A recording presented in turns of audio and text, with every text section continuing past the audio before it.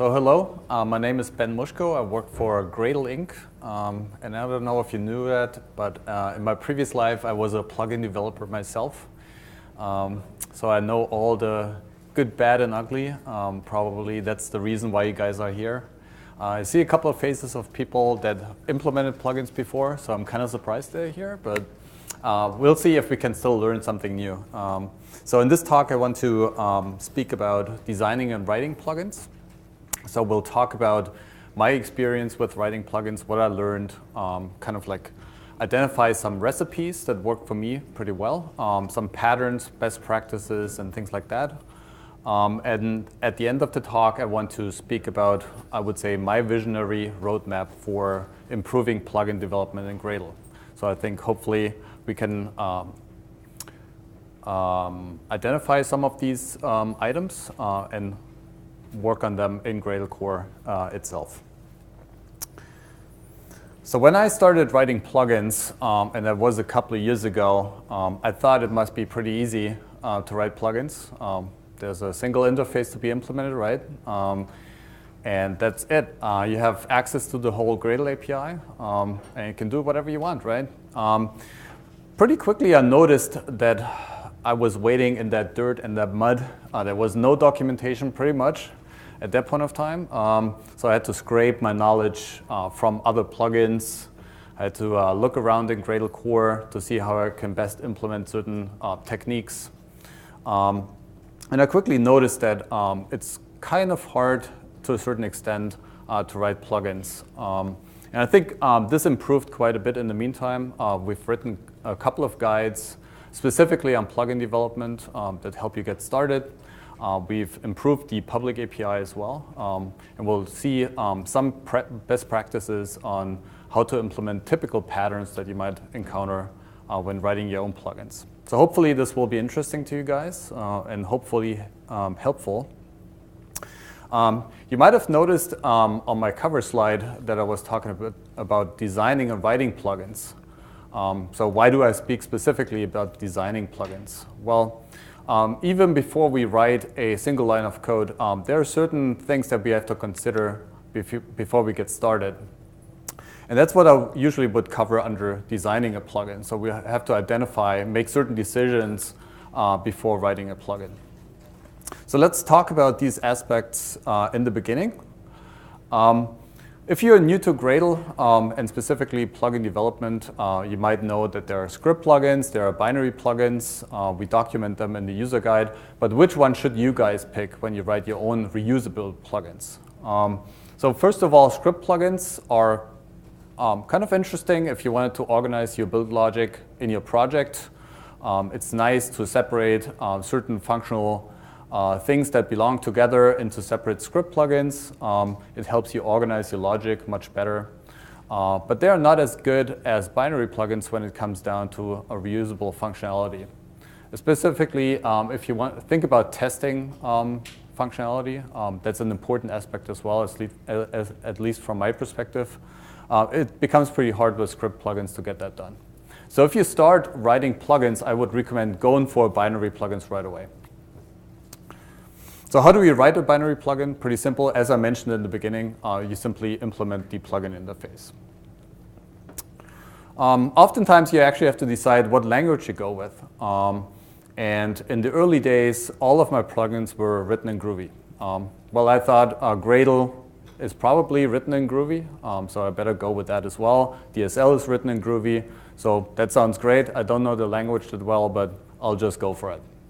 And I learned quite a bit of Groovy by doing so.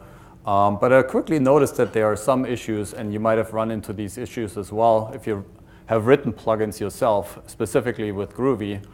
There's this issue of binary incompatibility that might come up, specifically if you compile the plugin with an earlier version of Groovy and then ran it with a newer version of Groovy that is bundled with the Gradle core runtime.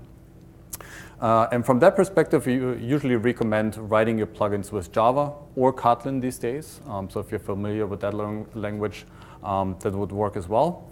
Or at least if you go for Groovy at the compile static annotation. So you get statically compiled code that does some type checking in the beginning as well. So that's much safer if you go for it. That doesn't necessarily mean that you can't write your tests with Groovy. Still stay with Spark if you like that, or JUnit. Perfect match here. I think Spark is pretty helpful if you want to write your test code. And keep in mind, we are actually not shipping our test code, so there will be no problem in terms of binary incompatibilities. The first thing that you usually do if you wanted to get access to the Gradle API is to add the Gradle API dependency. And there are certain things that you have to know about this. First of all, if you declare the compile dependency on Gradle API, it pulls in pretty much the whole Gradle API that we have.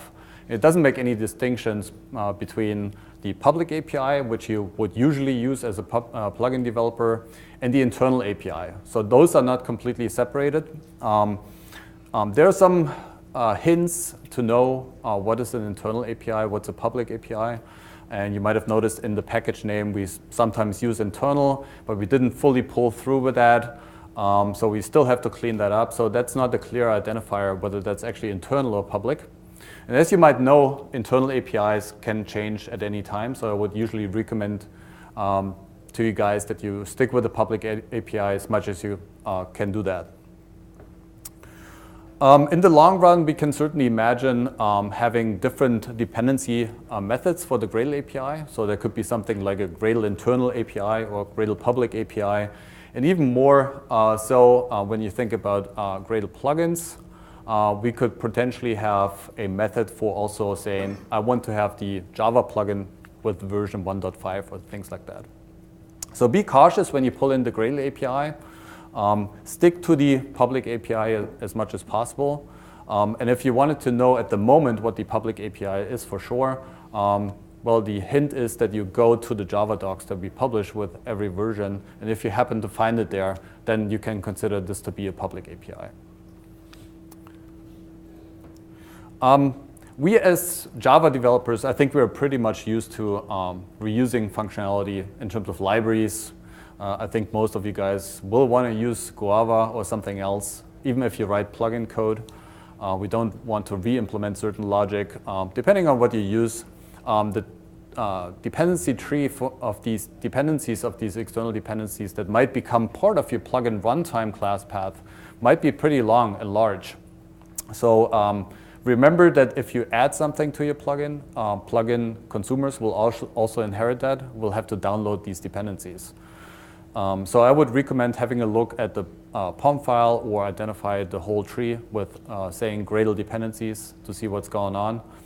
Try to minimize that because there's a certain impact of performance as well if consumers have to pull down a large tree of dependencies. A good hint that I can give you guys here, a good tip, is to figure out what a plugin actually does pull in. So if you're kind of like unclear of what is being pulled in, then you can run this built-in task called build environment.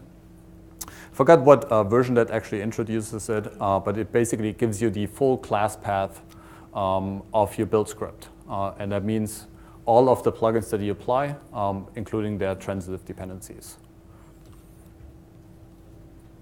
So I just mentioned impact on performance. So I think you might have noticed that this is very important to us as a company. We've invested quite a bit of time, money, energy to improve the performance. And certainly you as a plugin developer will have a touch point here as well when it comes down to your code that you write in your plugin. You have all the flexibility in your plugins. You can write anything you want during the configuration phase of Gradle.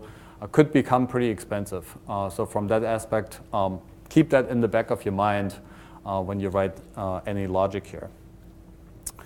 So some people are not super familiar with improving performance aspects, whether that's in application code or in plugin code. For that purpose, we actually wrote a guide specifically for improving performance in build scripts as well as plugins. And you can have a look at that right now on the Gradle Guides portal. So I think this is pretty useful, especially also if you come from other domains like Android or I don't know any other domain that we specifically cover, but in general, if you write any build scripts. So check that out. I don't think I need to talk a lot about build scans. That has been covered quite a bit during this conference. But I think it's kind of nice to generate a build script if you're unsure about what's going on in your build. It gives you the high-level view of how long do tasks run, what are kind of like my performance hotspots that I can identify here, and what can I do about it. So we give you concrete suggestions on how to improve the performance in your build, and also, of course, in your plugin. One tool that we wrote alongside I would say almost alongside the work that we did with the Android team was the Gradle profiler. That's super helpful. It's open source, and it basically gives you benchmarking information and profiling information about what's going on in your build. So if you happen to find that your build is really slow, this could be an indication that the performance impact comes in from an external plugin. We know that the Android plugin had some performance issues. We improved on that quite a bit. But if you wanted to use that for your own builds, I think this is a good tool to get started. The Gradle profiler basically creates profiling information that you can use with typical Java profiling tools like JProfiler and so on. So if you're familiar with these tools, it should be pretty much a no-brainer to get started. With these general considerations, I want to move on to, I would say they are almost patterns that we identified in plugins that work well for Gradle core plugins, but also for external plugins. I've written the Gradle Docker plugin, and I'm using both patterns that I'm going to present on in my plugin as well. So you will find them probably pretty useful as well. The first pattern I want to talk about here is convention over configuration. And I think it's a pretty well-known pattern, specifically when you think about Ruby on Rails and web frameworks that are pretty well-known. There are certain conventions that we introduce with the help of a tool that basically gives you sensible defaults, so you as a user don't have to define them anymore. If you happen to not like these conventions, then you can always reconfigure them. So always open the door to plugin consumers so they can reconfigure these conventions if they need to. That could be the case if you have to work with a, let's say, legacy project, or if the project structure doesn't fit and things like that. So let's have a look at concrete examples here. And I want to use an example that we wrote up for you guys. I would almost call it a canonical plugin development example. It's called the Gradle site plugin. And the Gradle site plugin is pretty similar in terms of functionality to what we have with the Maven site plugin. It generates a web page that derives the project information. For example, what is the version, group ID, and things like that, dependencies, tasks. And it pretty much creates a web page for you on disk that you can browse. So let's have a look at how we would introduce a convention in the Gradle site plugin. So here we see the site plugin Java file, which is the main entry point here. You can see down there we create an extension. So we want to capture user input with the help of a DSL that we expose. And for this extension, we also have an output directory. So that's apparently some property in that extension that lets you tell Gradle or the plugin where to write these files to. And you can see down there we already set a default value. So it's pretty simple to set these default values. I would usually recommend setting these values in the plugin itself, not necessarily in the extension. So the plugin should be the central point where you set these default values, also for custom tasks that you might instantiate from the plugin. So that should be the main entry point here. So what if you wanted to reconfigure that? Pretty simple. We know we exposed a DSL with the help of an extension. And you can see here, output here shows up again. It's one of the properties that we actually exposed with that extension. And that property now lets you pass in a different directory. It's pretty simple stuff, I think. Right now, this extension just has a flat list of properties. Sometimes you want to nest this more deeply. We'll talk about that. How to achieve that in the plugin as well. But this is pretty much how you can basically override defaults. The same thing works for custom tasks that have been exposed by a plugin. You set the value of a property. And the nice thing about that is that we completely hide the imperative logic within the plugin implementation. We as consumers, we don't actually know how this web page is being generated. There could be some sort of templating framework that we are using here. We don't know about that. Actually, we don't care as users. We just want to use the functionality. So we basically just tell the plugin what to change in terms of the property values, but not how it should actually change or behave at runtime. The other pattern I want to talk about is capabilities versus conventions. And that kind of sits on top of the other pattern, I would say. Capabilities are general purpose concepts. For example, if you think back to the Java plugin and the Java base plugin, the Java base plugin introduces the source set concept. Or if you would have some sort of plugin that just introduces custom tasks, but without instantiating them. So you can reuse them and instantiate them as a consumer in your own build scripts. So that's what we usually call capabilities. On top of that, we can also provide conventions to these capabilities. And we usually want to separate these things. So how do we do that? Let me bring up this example again. Java base plugin introduces the source set. This is the capability. And the Java plugin then applies the other plugin, but also creates an instance for it. And we know from the Java plugin, it creates a new source set, a main source set, and a test source set. So it already provides certain conventions. And on top of that, we change some default values as well. For example, we say for the main source set, the default directory for source files should be source main Java.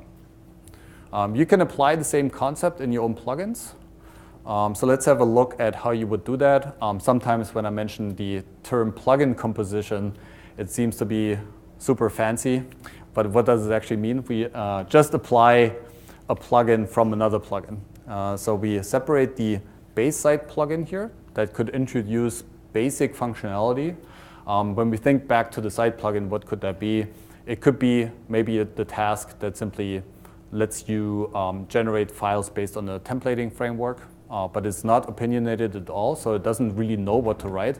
That would be part of the inputs.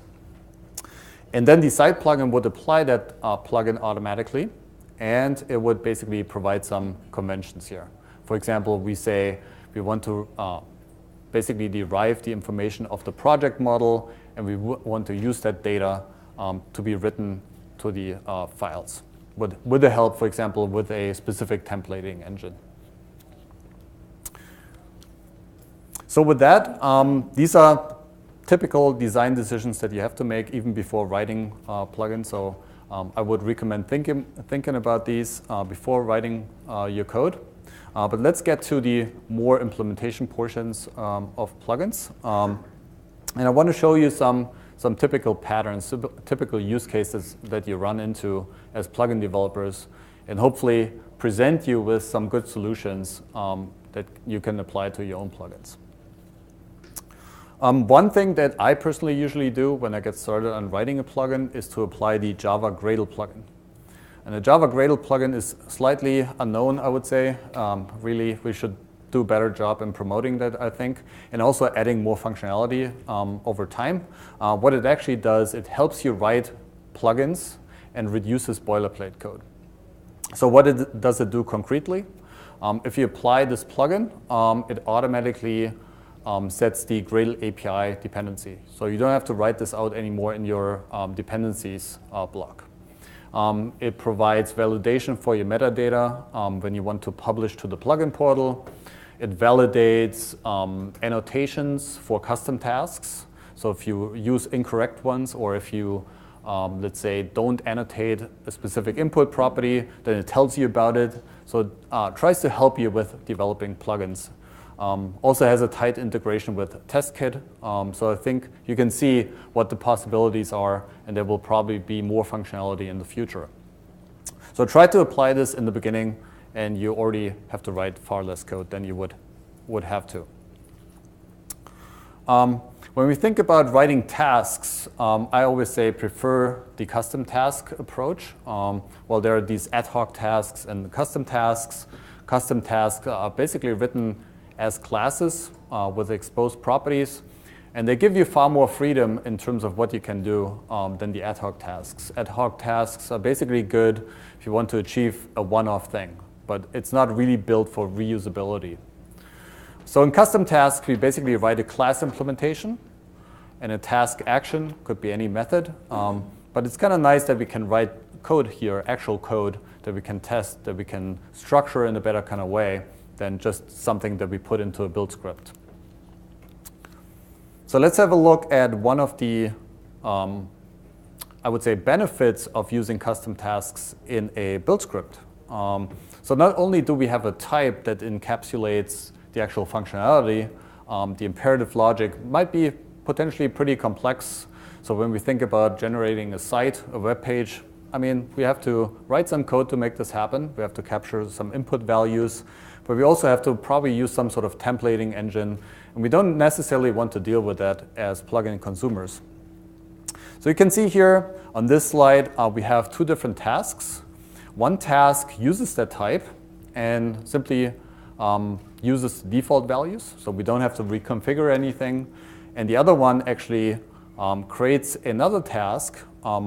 You could imagine that we might have a development profile or production profile of things. That could be use case here. And we can reconfigure these properties. But again, we don't actually have to rewrite the task action. That is actually hidden in the custom task implementation. So we don't have to deal with that. We just, again, set the properties. Same concept as with the DSL.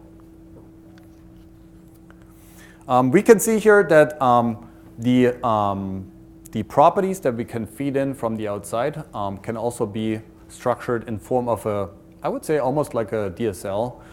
In this case, we see custom data, which has some closure, which again gives us some flexibility in terms of making it more readable to the end users or making it more understandable, really. But how do you make this happen? That's what we usually call modeling. I wouldn't say we call that necessarily that term, but that's what I would call it. We basically model a DSL or an API that looks like a DSL that completely blends into the Gradle core API. So of course, we've gotten to know the Gradle API quite a bit. We know that there are certain configuration blocks like dependencies, repositories. Why shouldn't we make it look like that as well to completely let it blend into it? And here are two examples. One example shows such a DSL structure, a nested structure, with the help of a custom task. And the one below shows one for an extension. So I think you have all freedom here. You can go as deep as you want with the nesting levels. And I think, generally speaking, it looks nice. If you want to have a look at a very, very complex example, the Android plugin provides such a DSL that's deeply nested. But I think it makes it far more readable and usable as well for end users. So how do you actually implement that? Good question. Well, the natural tendency would be to just introduce a method that takes in a closure because, well, we're feeding in the closure from the build script.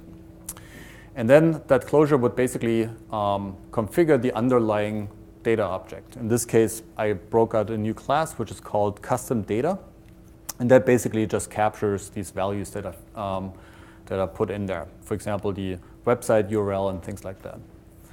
While this works pretty well, we always have to think about what would happen if another plugin would try to compose our plugin. The other plugin might actually use Java or Kotlin. So that means we automatically have a dependency on the Groovy runtime, which we don't necessarily want to introduce. So there's usually a better way to implement that. So I would say try to stay away from closures as much as possible if you define these APIs. What I recommend doing is to introduce a similar method which configures the data object. But in this case, we use a type which comes with the Gradle API. And that type is called action.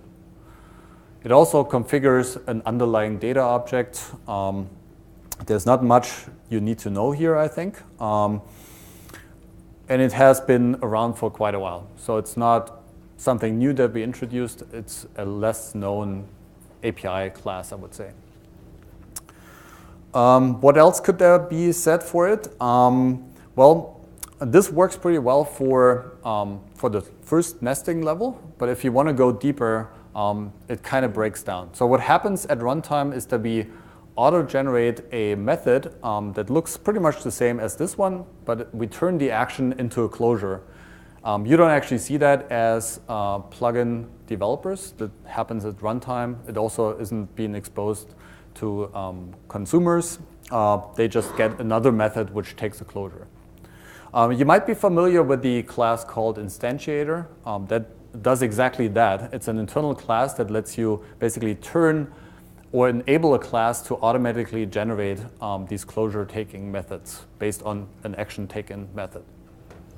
The internal class we want to make public, hopefully pretty soon, so you can have any nesting level for your DSL that you want. Otherwise, what you still need to do, if you go one level deeper than the first level, you would still have to use a closure, which is a bummer, or use the internal API, which I also wouldn't necessarily recommend. So from that perspective, we want to turn this into a public API as fast as possible. I think you probably heard a lot about cacheable tasks and incremental tasks, so I want to reiterate on that. Make your tasks incremental. That could mean different things. There are these annotations that you can add to enable yourself to have these up-to-date checks. I think this is always an aspect that you should consider, performance. So we don't necessarily want to execute a task action that, well, has been executed before, nothing has changed in the meantime, so there's really no point. Cacheable tasks, rather something new. So if you want to enable your tasks that you expose as a plugin developer to be cacheable as well, then you can add certain annotations here as well called cacheable. You can add other file annotations. So there's certainly something that you can explore. I won't go too deep, but let me show you one example here. Again, for the site generate custom task, now we're actually looking at the implementation here. And the implementation says custom data is apparently some nested data object. So we use that annotation here to say that's an input. And usually that custom data class, if you have a nested annotation, also defines inputs or outputs potentially. And then there's the output directory here. That makes sense. We have that output directory again. So that property that tells our plugin where to put the files that we generate. There's one type that I didn't mention yet. It might be not that well known yet, called property state. So let me talk about that. Property state is a new API that we introduced with Gradle 4.0. And oftentimes, you as plugin developers, you ran into the situation where you try to capture values from a build script, and you wanted to map this data back down to the extension, which is being exposed by the DSL, but then also use these values to configure a task. So I think this is a very typical use case. And what the problem is here is that if you apply the plugin, it will automatically already do this configuration at the time of applying your plugin. But at that point of time, we actually didn't capture the values that the user actually wants. This could happen anywhere in your build script. So we basically have to defer the evaluation and the execution of these properties. So how does property state help here? Property state is a type that basically holds the state for a property. Kind of makes sense. And we can define what that value should be in terms of type. So in this case, we define a property state that should be of a value type. Should be of a type file. And that guy usually needs to be instantiated as well. And to instantiate the property state instance here, we use one of the new methods that you get on the project API called property. You just feed in the class that you want. And then what you need to do is to set a value at some point of time. Usually setting the value would happen when you capture the values from the extension. And then you would map the same property state from the extension to the custom task. You can see here there's a get method as well. So once we call the get method, we assume it should be populated. And And usually when we want to use that value that is being set, we want to do this during the execution phase of Gradle's build lifecycle. And that would be in the task action. So we can defer it until we actually need it. There's a pretty good example, I would say, in the canonical sample code, the Gradle site plugin. I actually do have the link on the last slide, so you can directly go there. We explain exactly in the code where it is. And also the topical guide that we wrote on implementing plugins describes the concept in more detail. So it's not necessarily that I'm talking about here right now. It maybe sounds a little bit abstract, but feel free to dig into the project code directly. So what I oftentimes see in plugins is that people apply a plugin because they somehow want to configure it. Oftentimes you see plugins that apply the Java plugin because they maybe want to change the source set. For example, they want to point it to source, my source, instead of source main Java. But what this does is that it automatically introduces opinions. And these opinions come from these plugins that you apply automatically. Sometimes you don't want to do that, especially when you think about a multi-project build that uses different languages. So I see that some people have the tendency that they use the sub-projects configuration block or the all projects configuration block and simply apply the plugin that applies to Java plugin. That means all sub-projects are automatically Java plugins, Java projects, which have all the tasks that we potentially might not even need. We could have C++ projects and things like that. So try to avoid just blindly applying plugins simply because you want to configure them. There's actually a much better way to do this. And the better way to do this is to react to applied plugins. So instead of saying apply this plugin, we simply say if you happen to find this plugin that is applied to this build script that actually applies my plugin, then configure it in a certain kind of way. So we can say only under certain conditions run this configuration. So I think this is far more powerful, and also it doesn't necessarily introduce these conventions only if that's actually the case and that's wanted by the user. And how we do this is that we use this with type method. That's a method on the domain object container. You might have noticed that the domain object container also is a more general purpose concept, doesn't just necessarily apply to the plugin container, but also to tasks. So you could say the same thing for tasks. So if you happen to find, let's say, the war task, then configure it in a certain kind of way. If you don't find it, then simply ignore this code. So that's the much better way here. So I've talked about base plugins and convention plugins and things like that, which potentially could mean in your project you might have multiple plugin implementations. Per se, there's nothing bad about bundling them all into one jar. And in fact, the Android plugin does exactly the same thing. But try to expose them separately in terms of the identifiers that should be human readable, that should be unique. So from that aspect, try to create these property files per plugin. I think a good recommendation here is to use the domain name. Usually it could be your company, something else to make them unique. As the plugin ecosystem grows, I would assume that we have multiple plugins that solve the same problem. And actually that's already the fact, for example, for the Docker plugin. I think by now we have 5 or 10 Docker plugins. But they should be unique. Somehow we need to identify who wrote them and which one you actually want. So otherwise they would have some overlap. So that's kind of what I wanted to cover in terms of the recipes. There are far more recipes that we have in the guides, and we will extend them over time. So certainly check the guides portal. But what could be next on the roadmap? So this all sounds kind of good, but I think there's still room for improvement. So I want to talk a little bit about my visionary or imaginary, really, roadmap for things that I find useful as plugin developer, and you probably would find useful as well. Keep in mind what I'm talking about here. It's not somewhat on the roadmap. These are things that I would like to have personally, and hopefully we can get them done over time. On this slide, you see internal APIs that are in use in public GitHub repos. These are commonly used. You can see on number 1 here, instantiator, or for example, Gradle version doesn't even have the internal package name. You can see that here. So we don't know exactly that this is actually a non-public API. But what we would like to do is to turn those into some sort of public API to make it consumable for you guys, because there's really no point that some of these at least are not public APIs.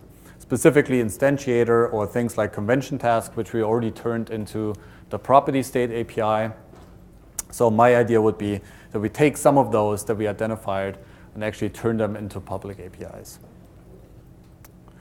Well, while this is nice, I think we as Gradle, we have to prioritize what we work on. And I think a much bigger impact would be to identify pieces of work that impacts a lot of people that use Gradle. So I think there are some areas that we identified that could help quite a bit with implementing plugins per se.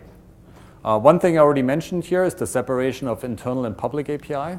That's something that is on my to-do list. I really want to do that simply to avoid the confusion for you guys to know what is internal, what is public API. I've seen a couple of plugins that try to implement a custom repository type. Specifically, I'm thinking about the JRuby plugin. They wanted to have a gem repository type, which has its own things that it wants to expose as part of the plugin. So I think we should expose a rich public API to make this happen. And when we think about custom repo types, oftentimes we also talk about language plugins. So they are specific to a certain language. You might have seen today the Golang plugin, which basically supports a full ecosystem of a language. That not only means the language itself, but also the dependency manager, how to create distributions and things like that, specifically in the Go world, a binary. So that would be interesting to expose a public API for that. I want to improve the features of TestKit. So add more features, fixtures. For example, if you wanted to test a repository, which should be stood up on your local machine, that doesn't necessarily reach out to Maven Central or something like that. Cross-version compatibility testing comes to mind. I could imagine a JUnit rule that simply lets you specify the versions that you want to use per method declaratively with the help of an annotation. And thinking back to publishing artifacts or plugin artifacts always has been a pain, but I think one specific pain here is publishing custom artifacts. And if you've used the Maven Publish plugin, you might have noticed that actually we have internal API that leaks into the public API. And there's no way around it to use that specific method if you don't implement an internal API. So that's something to be cleaned up. Generally speaking, I want to improve documentation. I want to add more guides. So what's coming up is specific guides about documenting plugins, testing plugins, and publishing plugins. So I think these are 3 important aspects that I still want to cover. To add more sample projects to the Gradle distribution. And also, with the introduction of the Gradle site plugin, I think it would make sense to write a tutorial so beginners can run through it step by step to understand each of the concepts. So I think that would be super useful, specifically for people that are fairly new to Gradle. General improvements to the plugin ecosystem that I could imagine would be a feature-rich plugin portal. We could think about social features, rating plugins, download numbers, and things like that. What I would personally like to have is cross-version compatibility testing. So imagine you upload a new version of your plugin, and the plugin portal would tell you automatically what version of Gradle it is compatible with. I mean, that would be kind of nice, and would tell you on the page right away for a consumer. You can't actually use this with 4.0 because it actually fails to build. So I think that would be kind of nice. Already mentioned more support for the plugin development plugin, so more features to make it easier.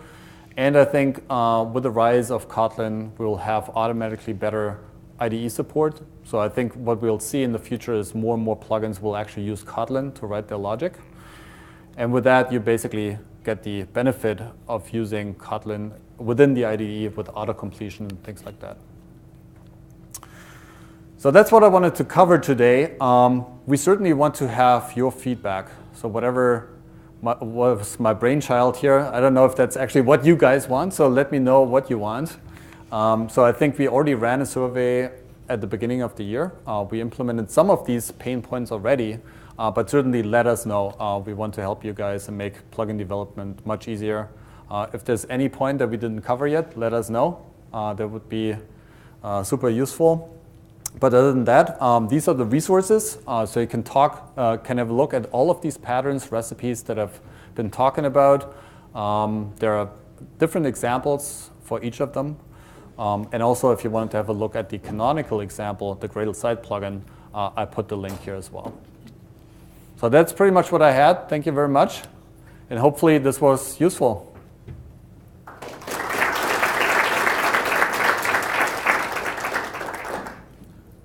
Are there any questions? Yes, please. Yeah, I don't entirely follow the rationale behind using plugin composition to separate the convention from the implementation. Would you mind talking a little bit more about why that's so useful? Sure. So the question is, why would we implement plugin compositions for our own plugins? Usually, what I see in the wild is people write a single plugin. They might introduce some custom tasks, but then they also pre-configure them right away. And maybe as a consumer, I don't even want to care about these conventions. Maybe I want to completely configure it in a different kind of way because my project layout looks totally different from what you envisioned my project to look like. So I think from that aspect, it's much easier to separate this logic. So consumers can basically decide themselves which one they want. If they're okay with the conventions, they just apply it. But if they just want to have custom tasks and pretty much the imperative logic that they implement, then they can fall back to the base plugin. You can have like a whole hierarchy of things.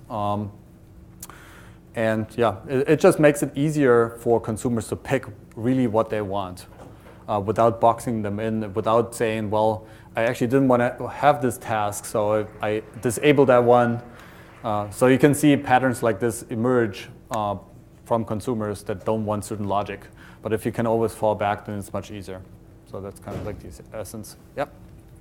When I write plugin, I've written plugins using the software model, and what I liked about it is I could nest the DSL as deep as I wanted. Yep. But is it possible to nest my DSL, my language-specific DSL, as deep with the traditional way of writing plugins?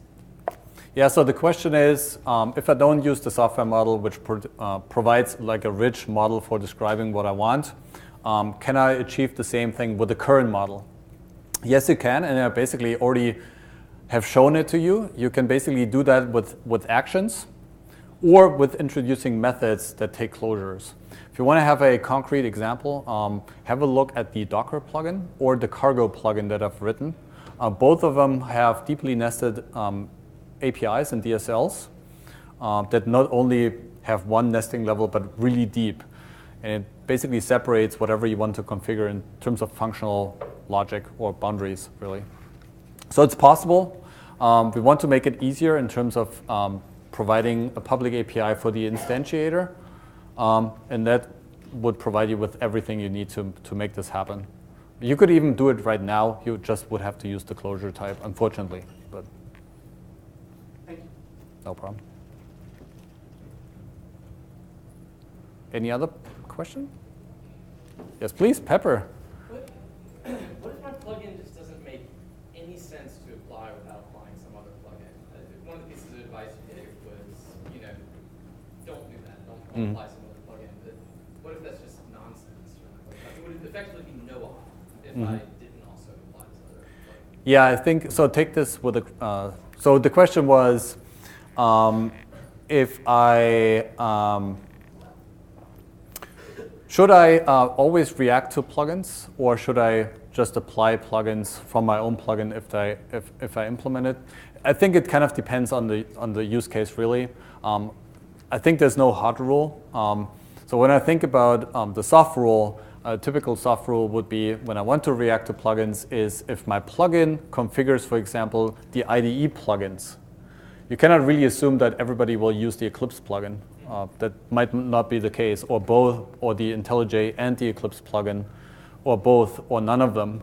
I think it wouldn't make sense to simply apply those. Here it's pretty clear. For the Java plugin, it's less clear because sometimes you know exactly that you are dealing with the Java plugin. In those cases, it's still kind of like okay. So you still have to think about it a little bit. So there's no hard rule, I would say. So yeah, sometimes it's hard to decide because you don't know exactly how the projects look like for consumers. You could make assumptions that are not true. So in those cases, you might actually want to use plugin composition again to basically introduce certain functionality with every layer, kind of like an onion layer that you can add on to, and people can decide what they want to use without losing certain functionality that they might like.